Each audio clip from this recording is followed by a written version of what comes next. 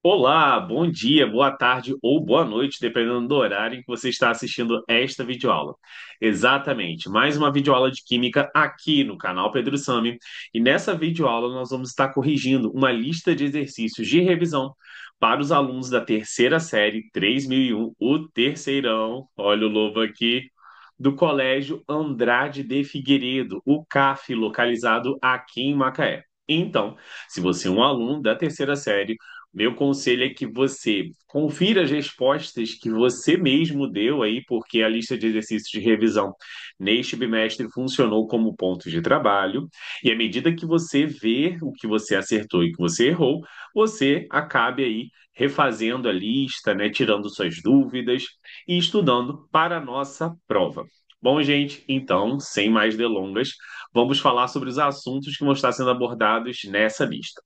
Bom, nessa lista nós vamos estar falando sobre tabela periódica, ligações químicas, iônica e covalente, geometria molecular, forças intermoleculares, também sobre solubilidade, polaridade, temperatura de fusão e ebulição, que são consequências das forças intermoleculares.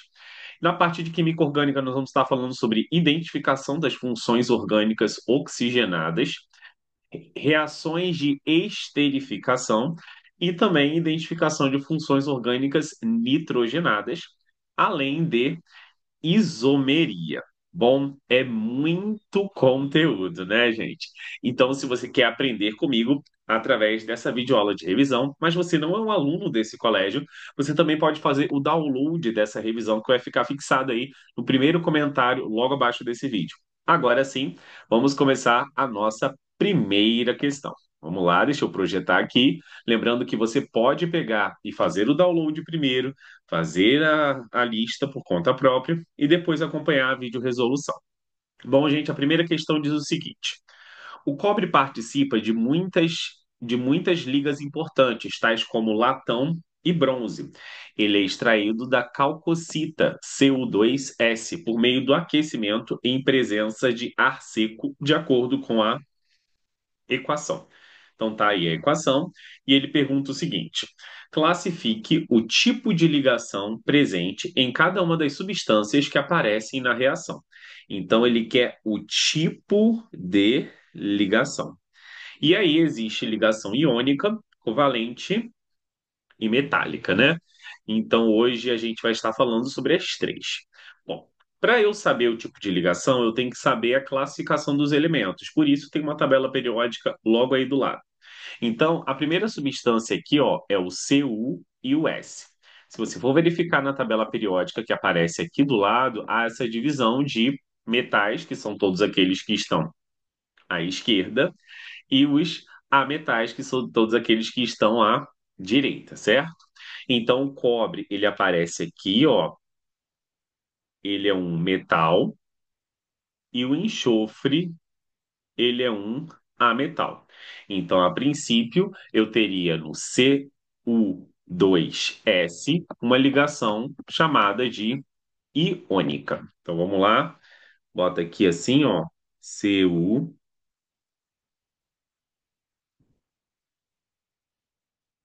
Cu2S iônica. Depois eu tenho o O2. O O2 são dois átomos do mesmo elemento, que é o oxigênio. Agora a gente precisa verificar se esse oxigênio é metal ou ametal. Como vocês podem perceber, no mesmo grupo do enxofre, eu tenho o oxigênio aqui acima, e ele é ametal. Então, se eu tenho dois ametais, a ligação é covalente.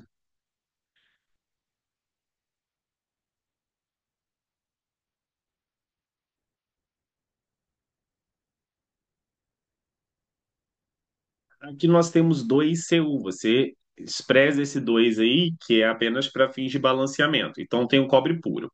Como nós vimos, o cobre é metal. Então a ligação aqui é metálica.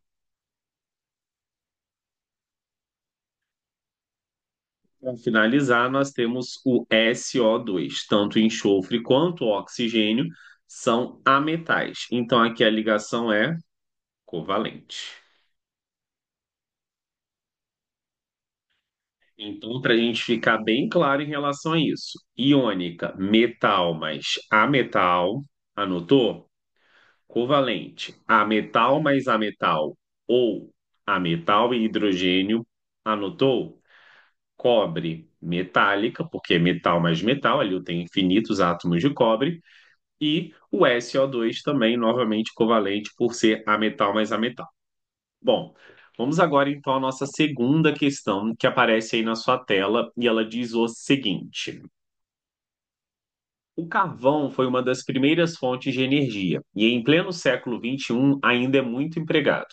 Após a combustão, há a formação de aproximadamente 10% das cinzas. Esse A ainda é craseado não, é o A no sentido de existir, então é HA, tá bom? Estas cinzas ou pó de carvão são muito leves e, para que não levantem poeira, devem ser armazenadas em ambiente com umidade controlada. As cinzas são constituídas por uma série de elementos normalmente expressos na forma de óxidos. Então, ele dá vários óxidos, né? SO2, L2O3, TiO2, Fe2O3, CaO, MgO, K2O, Na2O, P2O5, Mn3O4, BaO. Dê a fórmula eletrônica do SiO2 e do MgO. Então, para eu saber o tipo de ligação, para eu saber o tipo de fórmula eletrônica que eu tenho que escrever, eu tenho que primeiro classificar essa ligação. Então, primeiro aí é o silício-oxigênio. Bom, o silício está aqui, ele é ametal, e o oxigênio nós já vimos, né? Ele está aqui, nós vimos na questão anterior. Então, se eu tenho ametal mais ametal, a ligação é covalente. E agora a gente tem que analisar a família desses elementos para fazer a ligação. O silício, percebam que ele é da família 4A e o oxigênio é da família 6A. Lembra da regra do octeto? Todos os átomos vão ficar estáveis quando alcançar 8 elétrons na camada de valência. Então, como eu tenho aqui o silício da família 4A e o oxigênio da família 6A, o silício vai querer fazer quatro ligações, porque ele tem quatro elétrons, para chegar a 8 falta quatro, e o oxigênio ele vai querer fazer duas ligações, porque ele tem seis elétrons, para chegar a 8 falta dois. Toda vez que eu tenho um composto aí que é formado por dois ametais e faz ligação covalente, o que a gente precisa perceber? O átomo central é aquele que vai estar em menor quantidade. Então aqui eu vou posicionar o silício no centro, com os seus quatro elétrons. Vou colocar um dos oxigênios à direita e o outro oxigênio à esquerda. E agora eu vou fazer o compartilhamento, que é a característica da ligação covalente. Quando eu circulo esses elétrons, eles pertencem aos dois átomos ao mesmo tempo. Então, aqui eu fiz as duas ligações que o oxigênio precisava, o silício precisa de quatro, por isso ele vai se ligar com outro oxigênio aqui da esquerda. Certinho. Lembrando que é necessário também colocar os elétrons do oxigênio, né? Eu só coloquei os elétrons ligantes, mas ele tem elétrons não ligantes ali também. Tem que ficar seis ao redor do oxigênio, uma vez que ele é da família 6A. Perfeito. Silício fez suas quatro ligações, oxigênio fez suas duas. Agora nós vamos para um outro tipo de ligação, ó. Perceba que o magnésio, se a gente for olhar na tabela, ele é da família 2A e o oxigênio é da família 6A. Vamos lá olhar na tabela, ver o que que é que. O magnésio aqui, ele é metal da família 2A e o oxigênio nós já vimos aqui, ó, da família 6A. Então, aqui eu não vou ter uma ligação desse tipo, covalente, não é compartilhamento. Aqui eu vou ter uma ligação iônica. E uma ligação iônica, ela ocorre com transferência de elétrons do metal para o ametal. Então, o que vai acontecer aqui? Eu vou pegar o magnésio e vou colocar dois elétrons nele, e vou pegar o meu oxigênio e vou colocar os seis elétrons dele. A diferença de uma ligação para outra fica clara agora. Não é compartilhamento, é transferência. Então, o magnésio transfere o seu elétron para o oxigênio e o seu segundo também. Então aí o oxigênio fica satisfeito com os 8 elétrons e a camada anterior a essa, que tem 2 elétrons, do magnésio, também vai ter 8, tá bom? Sempre o metal, ao transferir elétrons, ele também ficará satisfeito. E aí acabou. É isso que eu queria, a fórmula eletrônica. Vamos então para a nossa próxima questão, que é a questão de número 3, homenageando a diretora adjunta do Colégio Andrade de Figueiredo, Selma, que é professora de português e com certeza gosta de um poema, né? Na verdade, ela trabalha em literatura e redação aí na escola. Bom, diz o seguinte: Quanta de Gilberto Gil. Fragmento infinitésimo, quase apenas mental. Quanto um granulado no mel, quanto um ondulado do sal. Mel de urânio, sal de rádio. Qualquer coisa quase ideal. Com base na tabela periódica, marque a fórmula do sal. Olha só, aqui você vai ter que marcar a fórmula do sal formado pelo halogênio do segundo período e o metal alcalino terroso citado por Gilberto Gil na letra quanta, indicando o tipo de ligação química do sal formado. Bom, aqui a gente tem o seguinte: existem dois metais que foram citados aí, o urânio e o rádio, tá? Vamos localizar esses metais, né? Então, aqui na tabela periódica, se a gente for novamente para ela, nós vamos perceber que o urânio está aqui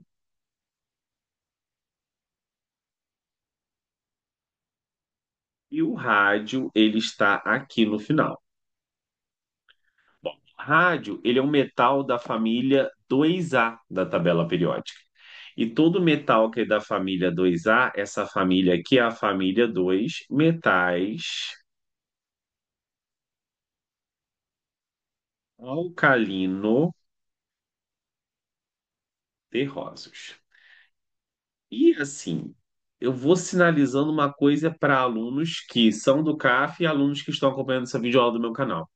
Ah, então só vou memorizar essa. Não, você tem que saber todas as famílias. As família 1A, metais alcalinos, família 6A, calcogênios, família 7A, halogênio, porque ele cita também, né, o halogênio. Halogênio é um elemento da família 7A. Você precisa saber o nome de todas as famílias, não só essas que estão aparecendo na revisão. O assunto famílias A é um assunto que você tem que dominar nome dessas famílias. Bom, então se você for verificar aqui, senhoras e senhores, ele quer a fórmula do sal, do halogênio do segundo período. O halogênio do segundo período é só você ir na segunda linha da família 7A. Então aqui nós temos o primeiro período e aqui nós temos o segundo período, ou seja, o halogênio do segundo período está aqui, ó. É o meu flúor, ok? Olha aqui que gracinha ele aí, ó. Esse é o halogênio do segundo período. E ele quer um metal alcalino terroso. E aí, o que acontece? Vai ser o rádio, certo? Então, é a fórmula desse daqui, do rádio, com o flúor. O urânio não é metal alcalino terroso. O urânio tá ali, ó, lá embaixo. O urânio é metal de transição. E esses aqui, para serem mais específicos ainda, são de transição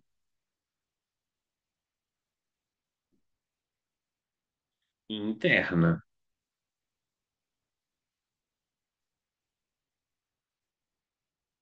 Perfeito. Então, o que que eu vou fazer aqui agora? Eu vou montar a fórmula. Como a gente percebeu, é um metal e um ametal. Então, quer dizer que o tipo de ligação é iônica, porque aqui eu tenho metal e o halogênio do segundo período, ele é ametal. Então, a associação de um metal mais um ametal dá origem à ligação iônica. Perfeito. Um dos comandos a gente já respondeu. E aí, na ligação iônica, existe aí uma coisa interessante. Na fórmula química, primeiro vem sempre o metal, e depois o ametal. E existe uma regra para a gente montar a fórmula sem precisar fazer aquela fórmula eletrônica que nós vimos na questão anterior. Que regra é essa? Família do metal alcalino terroso, família 2A. Quem é esse metal? Rádio.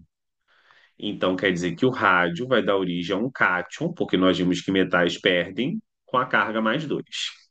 Halogênio do segundo período. Halogênio da família 7A. Então ele vai querer ganhar apenas um elétron, sendo um A metal. E aí vai ser o quê? O flúor, que a gente viu, né? Carga menos um. Então aqui eu vou pegar o rádio mais 2 e o flúor menos um. E aí o que que vai acontecer? Exatamente. A carga do cátion vira índice do ânion e a carga do ânion vira índice do cátion. Então aqui a gente vai ter RaF2. Tá aqui a minha resposta da fórmula química e aqui está a minha segunda resposta, que é o tipo de ligação iônica. RaF2, ligação iônica, letra E, ok? Vamos então para a nossa quarta questão, que diz o seguinte: considere as geometrias moleculares abaixo. Qual das moléculas possui maior temperatura de fusão? Para possuir maior temperatura de fusão, quer dizer que eu tenho que ter maior força intermolecular. Quanto maior é a temperatura de ebulição, maior vai ser a intensidade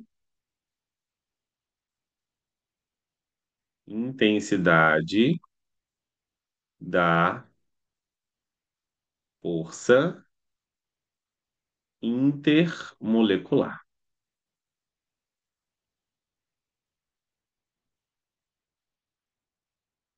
E que forças são essas, né?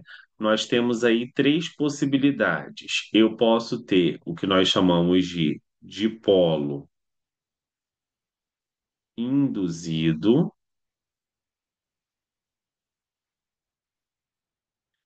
eu posso ter dipolo permanente, eu ainda posso ter a ligação de hidrogênio.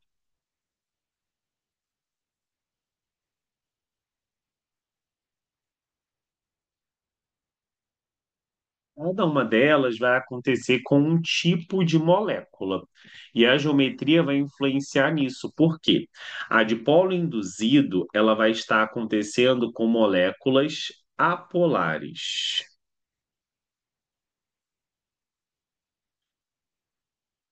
Dipolo permanente com moléculas polares.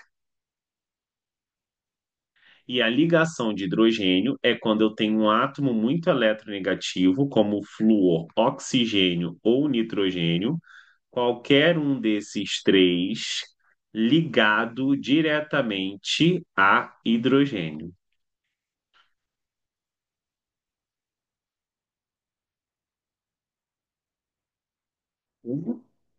Bom, aqui de cara nós já temos duas moléculas assim.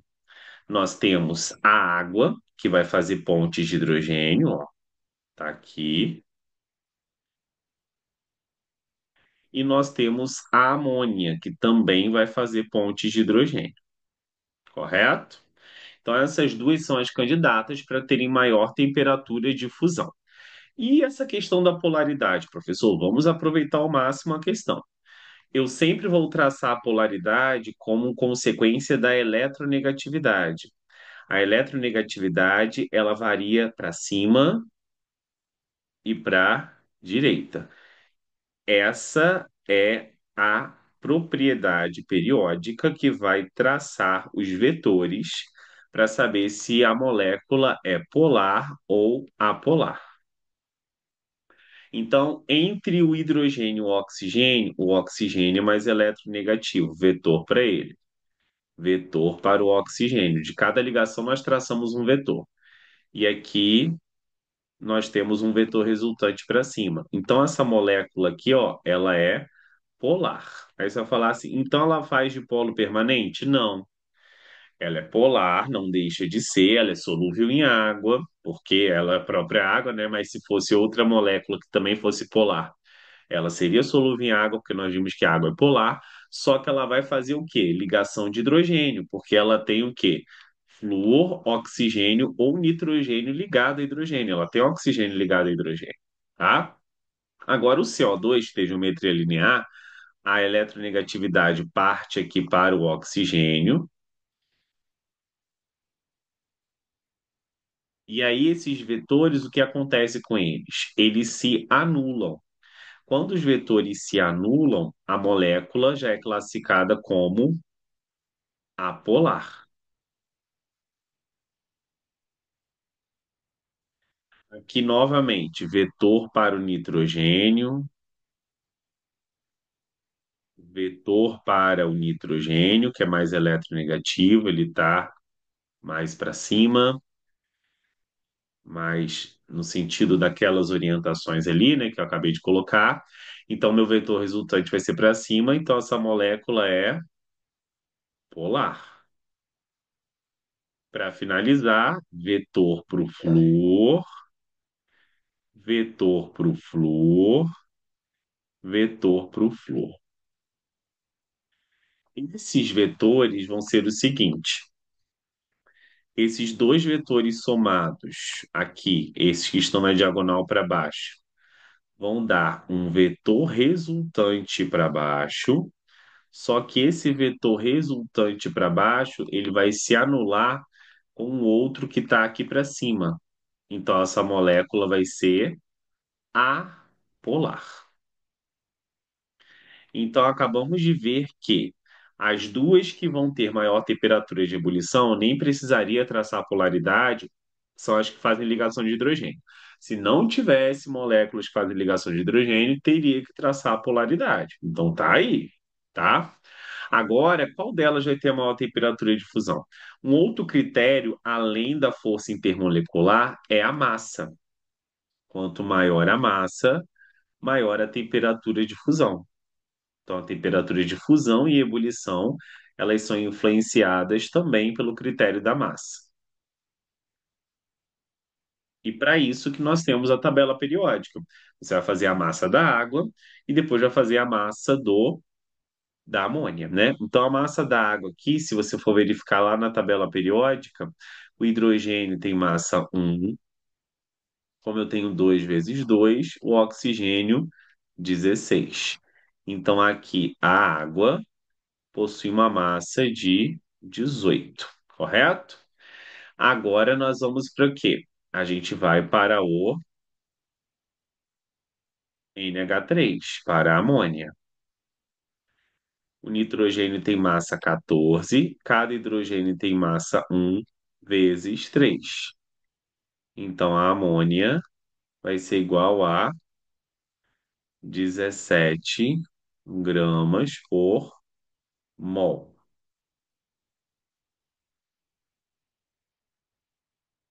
Logo, os dois fazem pontes de hidrogênio, só que quem tem mais massa é a água. Então, aqui é a resposta: a água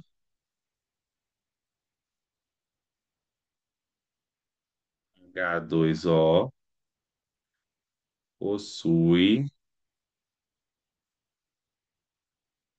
maior temperatura de fusão, pois faz ligação de hidrogênio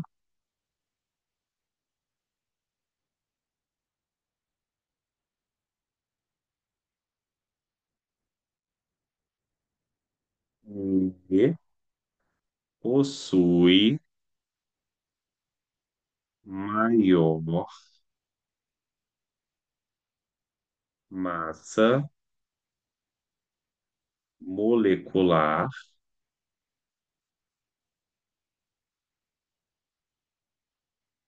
que a amônia. Lembrando que eu só recorri à massa porque as duas fazem ligação de hidrogênio. Se tivesse uma que fizesse dipolo permanente e outra dipolo induzido, dipolo permanente é que ganha. Se tivesse uma fizesse ligação de hidrogênio e dipolo permanente, ligação de hidrogênio é que ganha, ok? A massa é só um desempate. Bom, vamos então para a nossa questão de número 5, que diz o seguinte: em geral, a composição média de uma planta é de aproximadamente 90% de água e 10% de matéria seca. Carbono, oxigênio e hidrogênio são elementos químicos que constituem a maior parte de uma planta. Além desses, existem outros elementos considerados essenciais às plantas, que, em função de sua quantidade exigida, são classificados em elementos macronutrientes e elementos micronutrientes. Agrupe os elementos, aqui não é íons, tá? Eu tinha citado íons porque eu usei esse comando de uma outra questão. Agrupe os elementos, eles não deixam de ser íons, mas ali na questão eles não aparecem como íons, né? Não aparecem como átomos de carga positiva ou negativa. Contudo, isso não impediria de você fazer a questão. Agrupe os elementos citados como representativos ou de transição. Lembrando que representativos são elementos da família A.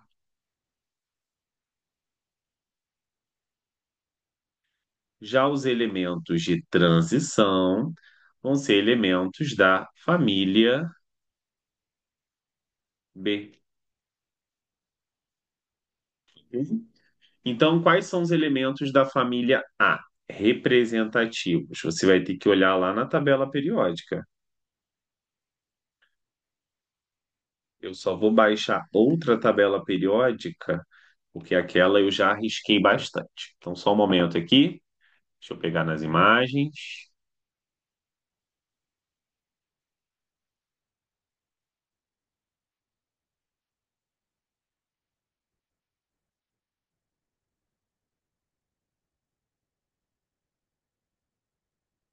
Olha que maravilha, que lindeza. Olha como ela é linda. The Periodic Table. Vamos lá. De acordo com a tabela periódica, deixa eu diminuir mais um pouquinho meu zoom aí. De acordo com a tabela periódica, a gente vai perceber que eu tenho na família A, nitrogênio, fósforo, potássio, é trabalho de pesquisa, né?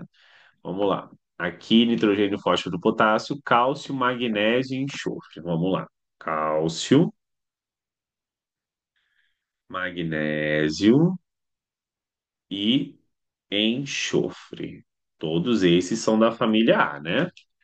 Então vamos lá, vamos continuar. Aqui eu tenho boro, cloro, boro, cloro, boro, cloro. Tá aqui.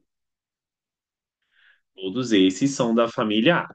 Agora também existem os elementos da família B. Então, até agora, todos aí, ó, boro, nitrogênio, deixa eu botar na ordem, nitrogênio, fósforo, potássio, cálcio, magnésio, enxofre, boro e cloro. Agora, os elementos de transição são os da família B. Lembrando que nós já vimos que os de transição interna são os lantanídeos e actinídeos, lá embaixo, né? E os externos são todos os demais da família B que não estão nos lantanídeos e actinídeos. Vão ser todos os demais ali, vocês vão perceber. Cobre, ferro, manganês, molibdênio e zinco. Então, olha só. Cobre, ferro, manganês, molibdênio e zinco. Todos são elementos da família B, olha só. Percebam que aqui você já consegue identificar, ó, família B, né? Família B. Aqui, ó, família A, família A. Então, vamos botar aqui os de transição. Ferro, manganês, molibdênio e cobre, que eu esqueci que era o primeiro ali. Vou botar aquele agora. E zinco. Maravilha.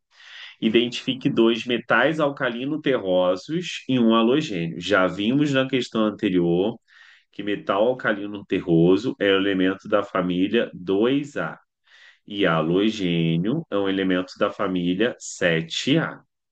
Então, metais alcalino terrosos da família 2A é só ver o que circulamos aqui, ó. Magnésio e cálcio. Então, metais alcalino terrosos. Magnésio e cálcio. Halogênio é da família 7A. Um halogênio aqui, vamos ver dos que a gente marcou. Qual que é halogênio? Família 7A tá aqui, ó. Foi só o cloro. Família 2A, alcalino terrosos, halogênio, cloro. Então vamos aqui botar o cloro. Certo. Então vamos à nossa química um, a química inorgânica. Agora a gente vai para a química orgânica, química 2. O nome do composto a seguir, que pode ser usado para dar o sabor do morango à bala e refrescos, é. Bom, isso daí é um éster, gente. O que que é um éster? É quando eu tenho a carbonila ligado a um oxigênio. Isso é a função éster. E aí, quando eu tenho um éster, o que acontece? O sufixo dele é oato, preposição de, e a finalização dele é ila. Então, como é que vai ser isso? Esse oato aqui, correto?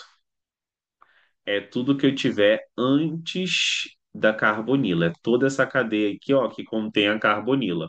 Aqui vai ser o ato. Essa cadeia, no final, o ato. Coloco a preposição de, correto? Que está aqui, ó. E logo depois do oxigênio, vai terminar em ila, né? Deixa eu botar aqui de amarelo. Ila. Então, aqui, essa parte aqui vai ser ila. Então, o ato de ila. Agora a gente tem que ver a quantidade de carbonos, né? Então, contando com o carbono da carbonila, um, dois, três, quatro. Se é quatro, é butano ato. Preposição de. Agora eu tenho quantos carbonos? Exatamente. Um, dois. Então aqui vai ficar et. Butanoato de etila. E aí, butanoato de etila é a minha letra B de bola, ok? Vamos então para a questão de número 7, que é uma reação de formação dessa substância em cima que nós nomeamos, que é o éster. Os flavorizantes são produzidos em grande quantidade em substituição às substâncias naturais. Por exemplo, a produção da essência de abacaxi usada em preparos para bolos é obtida através da reação de esterificação abaixo. E ele quer que eu complete a reação indicando os nomes dos produtos formados. Numa reação como essa, chamada de esterificação, o que que eu tenho? Eu tenho um ácido carboxílico reagindo com álcool. Então, isso aqui eu sei que é o meu ácido carboxílico. Saber identificar as funções continua ainda sendo extremamente importante. Não só para dar nome, mas também para você saber o equacionamento dessas reações, tá? Então, estudem todas as funções orgânicas oxigenadas, né? Saber identificá-las é muito importante para o vestibular. Ácido carboxílico. E aqui, quando eu tenho a hidroxila, que é o OH, ligado a um carbono saturado, que só faz ligações simples, isso daqui é um álcool. E aí, o que que vai acontecer? O que vai acontecer é que o hidrogênio do ácido carboxílico, que é essa porção aqui, ó, vai se unir com a hidroxila do álcool, e aí, nesse processo, eu vou formar aqui a água, H2O. E agora? Aí, o que vai acontecer? Eu vou repetir a cadeia do ácido, 1, 2, 3, 4. Então, ó, 2, 3, 4, C dupla O ligado a O, porque saiu o meu hidrogênio da hidroxila ali, né, da carboxila. E agora? Agora, este carbono aqui, ó, que estava ligado à hidroxila, que também saiu, ele vai vir e ele vai se unir com quem? Com o oxigênio lá da carboxila do ácido. Então, este carbono vai vir para cá.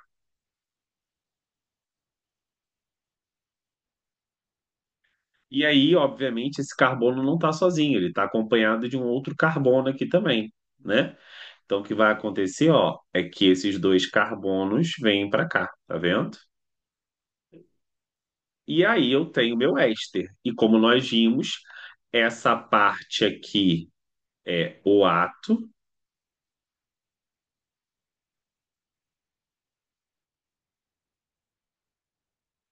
eu coloco o D,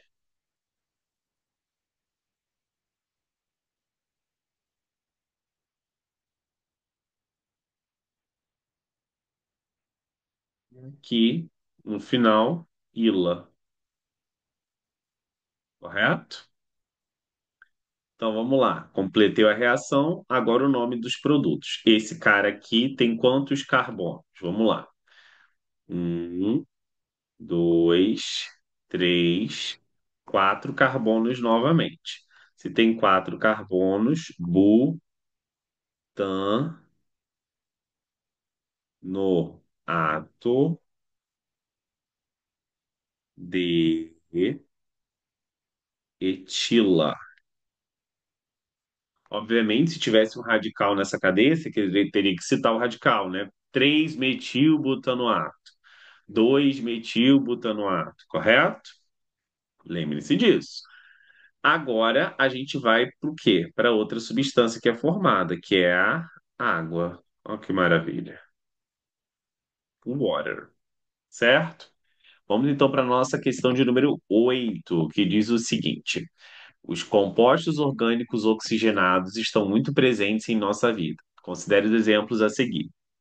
Então, aí eu tenho a hortelã, eu tenho aí o antidetonante da gasolina e eu tenho o aroma de abacaxi que nós vimos lá em cima, e depois eu tenho a anilina. A alternativa que identifica, que relaciona a ordem com o grupo funcional de cada composto é. Então, aqui nós já vimos esse composto, né, na própria reação de esterificação. O que que eu tenho aqui? Eu tenho uma hidroxila ligada a um carbono saturado, que só faz ligações o quê? Simples. Quando eu tenho a hidroxila ligada a um carbono que só faz ligações simples, eu tenho um álcool. Quando eu tenho um oxigênio entre dois carbonos e esses carbonos, nenhum deles é carbonila, nenhum deles é C-O, são carbonos normais, por assim dizer, eu tenho um éter. Olha aqui, cuidado que pode confundir, éter. Agora, quando eu tenho esse oxigênio, ó, ligado a uma carbonila, aí eu boto um S. E aí, ao invés de ser éter, é éster, ok? E para finalizar, eu tenho a anilina. A anilina é quando eu tenho um nitrogênio aqui, ó, ligado a um carbono simples também, por assim dizer, né? É um carbono que não é carbonila. Ali um anel aromático, mas é um carbono que não é carbonila. E aí aqui eu tenho uma amina. Se fosse carbonila, seria amida.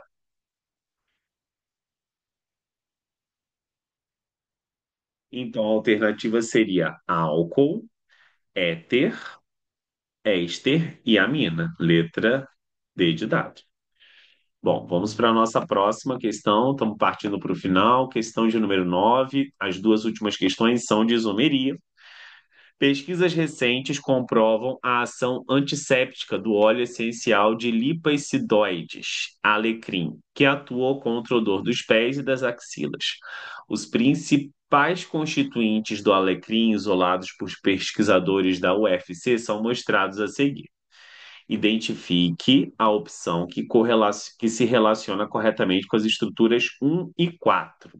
Então, você vai olhar para as outras, de um a 4, desculpa. Então, você vai olhar para um e 2, ver o que que é. Para 3 e 4, ver o que que é. Um e 2. Um e 2, você perceba que tudo está igual. Então, são isômeros. A não ser uma coisa. A hidroxila aqui, ó, ela está nessa posição, correto?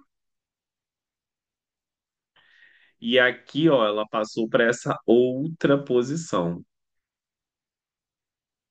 Se eu mudei a posição de um grupo funcional ou de um radical, são isômeros de posição. Então, aqui, isômeros de posição.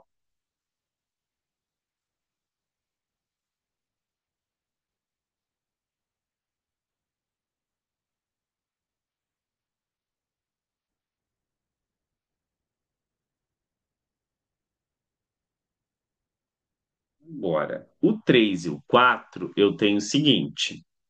Aqui eu tenho uma cetona, que é uma carbonila no meio.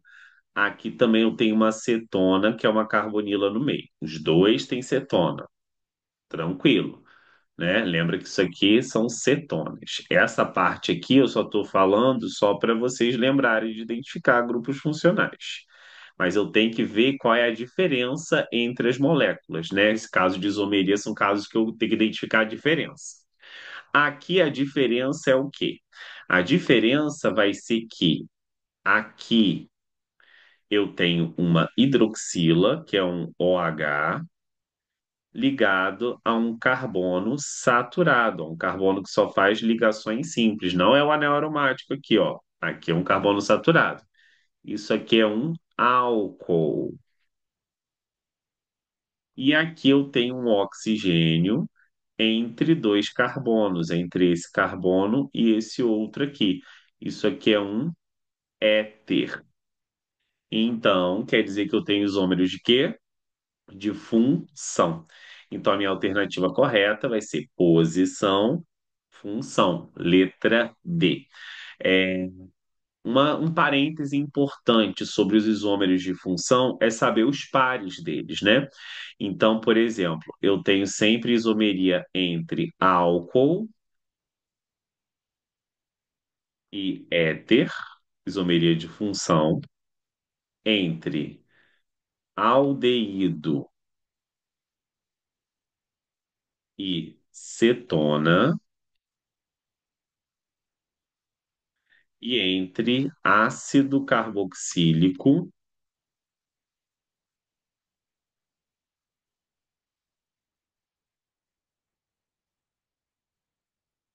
e éster, ok?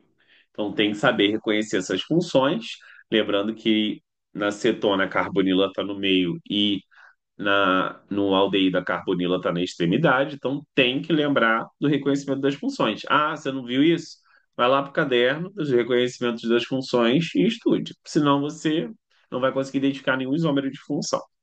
Bom, vamos então para a nossa última questão, que é a questão de número 10 e diz o seguinte: duas fórmulas estruturais estão apresentadas a seguir. A abelha rainha produz um composto chamado de feromônio X, que é responsável pelo seu efeito dominador sobre as outras abelhas da colônia, que produzem o feromônio Y. As conformações espaciais nessas ligações duplas são denominadas respectivamente. Bom, gente, para que eu saiba a conformação espacial e esse estranho, né? Eu tenho que entender uma coisa. Quando ele fala isso, ó, conformações espaciais, isomeria, né? A gente precisa pegar e analisar os carbonos da dupla e o que estão ligados a ele, tá? Então você perceba que esses carbonos são os carbonos do foco da isomeria cis-trans, ó. Por que que não da outra dupla? Porque para ter isomeria cis-trans é necessário que haja carbonos fazendo uma ligação dupla. E aí eu vou ter grupos aqui que eu vou chamar de G1, G2, G3 e para finalizar, G4, tá? E aí, obrigatoriamente, G1 tem que ser diferente de G2, assim como G3 tem que ser diferente de G4. O que que eu estou concluindo com isso? Os grupos do mesmo carbono não podem ser iguais, eles precisam ser diferentes. E aí, olha o que acontece aqui nos meus compostos. Eu tenho aqui para cima, de maneira invisível, um hidrogênio, e aqui para baixo eu tenho outro hidrogênio. Então, os grupos de menor prioridade estão em lados opostos. Como eu vejo a prioridade, o hidrogênio perde para todo mundo, a gente tem que lembrar isso, mas é pelo número atômico do elemento ligado, do primeiro elemento. Mas aí cai muito com o hidrogênio, tá, gente? Vamos tentar focar nele. E aí, quando esses hidrogênios estão para lados opostos, certo? Lembrando que eu faço um plano aqui, ó, um plano de comparação que segue a dupla. Ó, aqui é o meu plano de separação. Um tá para cima, outro tá para baixo. É em relação a esse plano que você tem que pensar. Aí, esse vai ser o isômero trans, quando estão em lados opostos. Opostos. Agora, eu tenho um outro caso. O que acontece? Aqui no Y, os hidrogênios invisíveis estão para o mesmo lado. E aqui o plano de divisão acompanha o quê? A dupla. Então, quer dizer que eles vão ser os isômeros cis. Esse é o isômero cis, igual, mesmo lado, iguais lados, opostos. Então, o primeiro é trans e o segundo é cis. O primeiro é trans e o segundo é cis. Letra C. Bom, gente, espero que vocês tenham gostado desta videoaula. Eu já vou deixar ela salva aqui, porque depois eu mando esse gabarito comentado para os alunos ainda. Vendo que moral que eles têm? É, gabarito comentado, revisão, terceira série. Maravilha, gente. Eu espero que vocês tenham gostado dessa videoaula, assim como eu gostei de fazê-la. Correto? Deixa eu pausar aqui. E é isso. Estudem, né? Tenham foco, dá para recuperar muita coisa ainda. Se você gostou dessa videoaula, por favor, curta. Por favor, curta. Ajuda o seu professor aqui no online também. Deixe seu comentário se você não entendeu bem uma questão ou se você entendeu outra, né? Enfim. O YouTube ele processa isso como um bom conteúdo e ele espalha para outros alunos aí que também, como você, estão nessa saga de aprender química. Muito obrigado pela atenção de vocês. Boa prova, galera do terceirão. Bons estudos inscritos do canal e até a próxima. Tchau, tchau.